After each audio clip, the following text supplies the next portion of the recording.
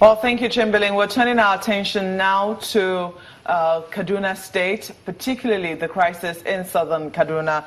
You recall that just on Easter Monday, Aso community was said to have been affected by another crisis. 12 people were said to have been killed in that attack on Aso community, I think in Jama'a local government area. Joining me now is Sanusi Meikudi, who is the traditional he holds the traditional title, beg your pardon, of Dan Iya Jama'a of Jama'a Emirate, and also a community leader of Southern Kaduna Muslims.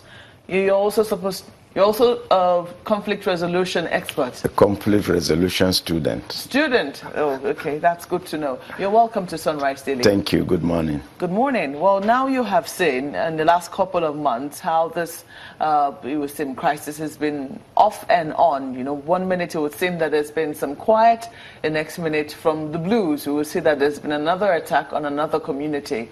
For you, what would you say has been the root of this crisis? Thank you very much.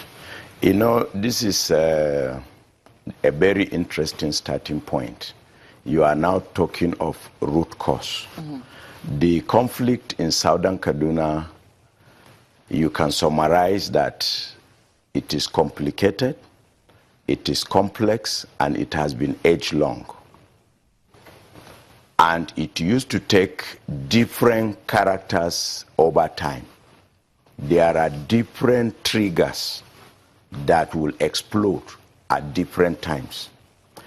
But unlike what is going on, why finding lasting solution to it has been very difficult and evasive over time is because people fail to be objective and comprehensive in mapping out the root cause, the conflict drivers, the aggressors, and the victims.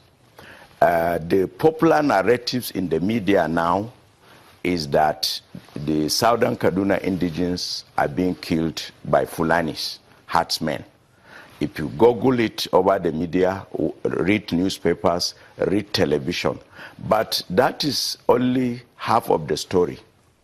The Fulanis have been there for over 400 years. Documented evidence.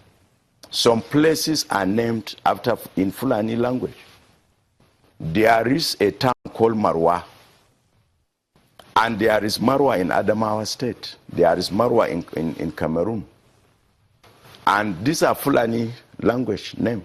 That means they have been there for antiquity, a very long time. Why was it that in the before 4 or 5 years, there was no conflict between the Fulani and the so-called indigenous people? Why is it that it started in 2011?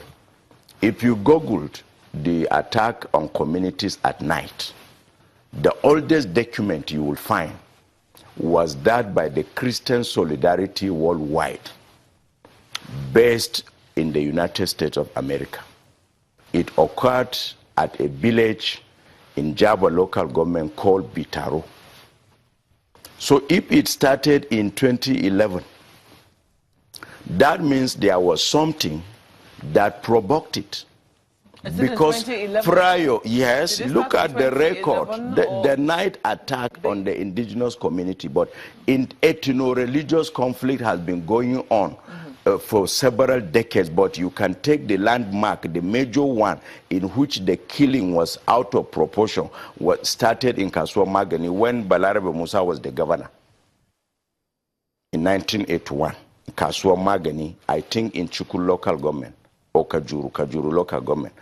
After that one, you have Kafancha 1987, you have Kafancha 1996, you have Kafancha 99, you have the famous one of Zangon Katav in 1992, then you have the Miss World protest in Kaduna, you have the Sharia riot. The history of contemporary southern Kaduna is a history of ethno-religious conflict. But some people want to portray that is something that started 2-3 years ago. Anybody who is objective, who is passionate and sincere about finding lasting solution, must look at it from the earliest beginning, as you have said. What is the remote cause? The remote cause is 1, injustice, 2, impunity, 3, leadership failure, 4, refusal to accept diversity. When you say injustice, injustice against whom? Against the victims of ethno-religious conflict in southern Kaduna. I am one of the victims. My father came to southern Kaduna in 1945 as a teenager. My mother is an indigenous person of southern Kaduna who belongs to a farming community in a village called Matsirga. Matsirga is in Zangon Kataf local government. There is a waterfall and a marshland called Fadama. So my mother belongs to a farming community. That's their trade, while my father is a trader. That Matsirga, the whole population is not more than up to 400 people. But during the post-election violence, that village was cleansed. 124 people were killed, 70-something were injured, and the whole village is now displaced. And somebody has taken over their farmland, which they have been cultivating for over 200-300 years, saying a Hausa man, a Fulani man is not indigenous to southern Kaduna. They are settlers. Nigerian constitution, international law does not recognize indigenous settler. So indigenous settler dichotomy is being used to discriminate against the minority in southern Kaduna. And the minorities in terms of religion are the Muslims. They are about 40%, while the Christians are about 60%. But they are using that majority to load it over others. The killing has been done by the members of SOCAPO, Southern Kaduna People Union. Those are allegations. Do you It's true. It's true. The Zangon Kataf crisis have been investigated. The ATF community were found guilty. General Lekod was sentenced to death. People appealed. It was commuted to life sentence, and he was pardoned at a point in time. The 2011 violence was investigated by Sheikh Ahmed Lemu presidential panel of investigation. There was a report of federal government that 1,000 people have been killed. That report was sent to President Goodluck, and the major finding was the killing in southern Kaduna and impunity in other parts of the country is because nobody is being punished for killing others. And if people don't want people to kill people for whatever reason, justice has to take its course. There and then, President Goodluck, in his own speech, after taking the report, he said he is more interested in forestalling future reoccurrence rather than punishing people. It is there. Google President Goodluck's speech when he was receiving the Sheikh Ahmed Lemu report on post-election violence. The question was who.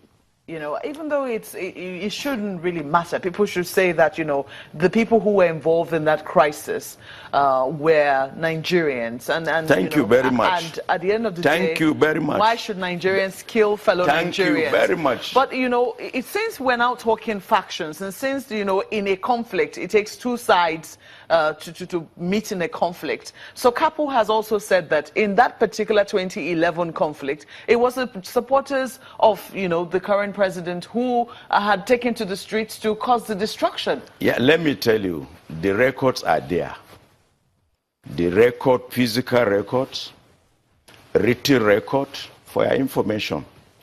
The southern Kaduna aspect of the 2011 post-election violence was thoroughly and comprehensively investigated by Human Rights Watch based in United States. They issued report. The main report is 130-something pages, and they did executive summary because they know a lot of people are very busy, they don't have time to read. It was authored by one Eric. I have soft copy. I wouldn't mind to share it with you. If there is denial, if there is falsehood, if there is propaganda, you mix issues with politics, you add salt and pepper just to achieve political ends, you are not a patriot. Okay, so let us... You are not looking for solutions. Let me ask you this question very pointedly. Yeah. You lead the Muslim community in southern Kaduna. Yes. Did the Muslim community suffer more casualties in the 2011 conflict? Not only in 2011. From independence to date, all the crises that have been taking place in southern Kaduna, the 4 major indicators of suffering: loss of lives, the Muslims lost more lives than the Christians. Injuries, the Muslims suffer more fatal injuries than the Christians. Loss of economic asset and property, the Muslims suffer more. And then the worst possible displacement. I will tell you, and I can prove, that during the 2011 post-election violence, when a Sokapu member, a CAN member, led Sir Patrick Ibrahim Yakwa was a governor, 66,000 Muslims were displaced from 18 southern Kaduna Muslim communities. Up to now, 95% are refused right to return. These are places they have been. If you look at the contemporary history of Nigeria, before the coming of the Europeans, the Northern Protectorate, Southern Protectorate, 1914 amalgamation, these people were there before colonial government. Let me land. Sorry. I have to interrupt you. I'm sorry, because we have to take a moment now. When we come back, we will talk a bit more about the 2011 post-election violence and how communities were affected. Thank you. Do stay with us.